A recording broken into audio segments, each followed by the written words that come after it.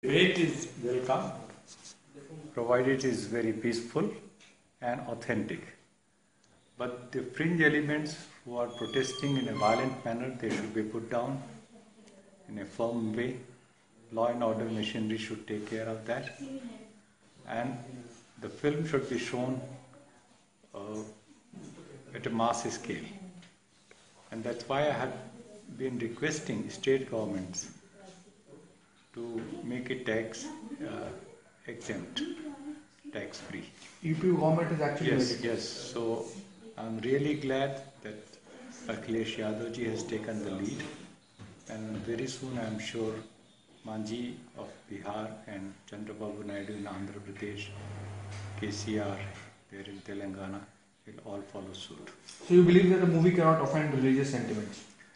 Instead of offending, it's really provoking us to think fresh. Whatever we have been following in the name of religion was mostly obscurantism, superstition and miracle mongering, and not really worshipping the real God. We have been worshipping gods manufactured by us and not the God who is the creator of this beautiful, great universe. So from that point of view, this film is provoking us to think anew, afresh, so that we can really embark on a spiritual journey inside of us and discover the miracle of this great human body and the great universe, and relate to the Creator in a way which will enrich each individual's life as also the social life, so that we can combat the abominable practices of casteism, idolatry, gurudom and babadom and all of these miracle mongering people. Second issue is about Haryana government. They are introducing a study of Gita in some way from class 5 onwards. You think it's a step which is useful so far as education system is concerned? Well, no problem with teaching Gita, but they should make sure that they can similarly pick up some universal messages from other religions also, from Quran, Bible or whichever other, Guru Granth Sahib. So I think each one of them has got wonderful messages to deliver, and the children should not just read it as a part of their syllabus, but they should imbibe those values, because these values are universal. Gita has also some very, very universal, beautiful messages, and this is high time that we should teach children the most important, significant, the quintessence of all of our world religions, so that there is not much of misgiving and no fundamentalist is allowed to sort of play mischief with their scriptures or with their religious beliefs or whatever. So in order to contain fundamentalism of all types, Hindu, Muslim, Christian or whatever, we should make sure that the children understand what's the true essence of any of these religions and how can they transcend narrow religiosity, parochialism and all that fundamentalism, which ultimately goes to building a terrorist. Right. A terrorist is one who is not ready to argue or debate or have any compassion, whereas a true religion sort of equips you with truth, love, compassion and justice. So unless and until our younger generation is sort of encouraged to imbibe these universal values, I don't think much of a future for humanity. So, I mean, while one BJP government is introducing Gita, Narendra Modi government in center is actually coming out with an ad film which would be led by Amitabh Bachchan, in which they would be trying to show the inclusivist heritage of India. So you welcome this step, or how do you see it?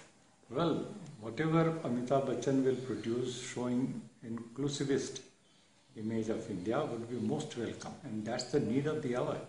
And I would like to congratulate Narendra Modi for initiating this type of a movie, ad movie. But at the same time, his own pronouncements are being awaited.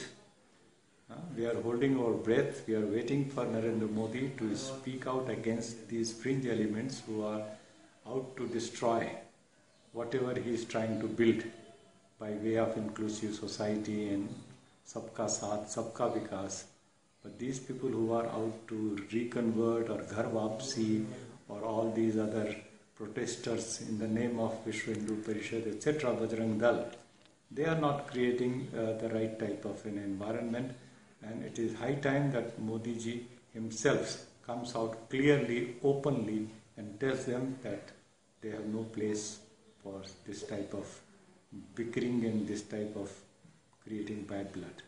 Finally, since you mentioned that the Modi government should do strange elements, of late there is this increase in spurt in reports about reconversions, which the Sangh calls Ghar Vapsi. They don't call it reconversion.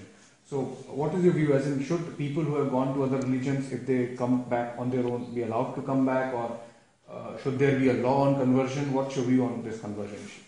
Well, it's a matter of fact, there is no real conversion. What they are converting from one faith to the other faith is like changing your trade union. Wherever you see higher benefit, you turn to that trade union, or you change your political party. If one party doesn't give you a ticket, you immediately apply for the other party. So similarly, if people are changing religion from one to the other, it's no problem. But the way the whole thing is being taken for a Hindutva, some sort of a campaign, that is eating into this whole idea of inclusive society. Let people remain Muslim, let people remain Christian or whatever, and yet they are equally patriotic, they equally owe their allegiance to this country, and for every possible development, they are ready to make sacrifices. Then can we have an anti-conversion law? No, anti-conversion again will unnecessarily foment this type of a unnecessary situation.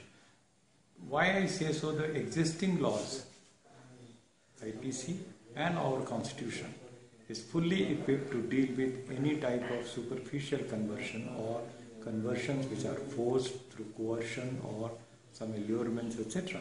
The present laws are already there. In many of our states, the laws are there, but no such big cases, such mass scale conversion, forced conversion, they have been noticed.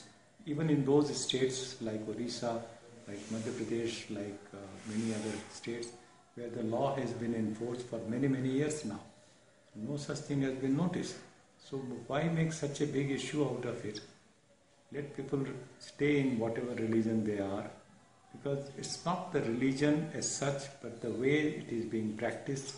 It is the way it enables a person to relate to his neighbors, her neighbors, and the way we address the basic question. Why is there casteism in our country? Whether it is Hindus, basically the Hindus practice casteism, but it has also gone over to those converted Muslims and Christians and everybody. So we should all join hands to fight the abominable caste system and all that stands for inequality and violence, etc. Thank you.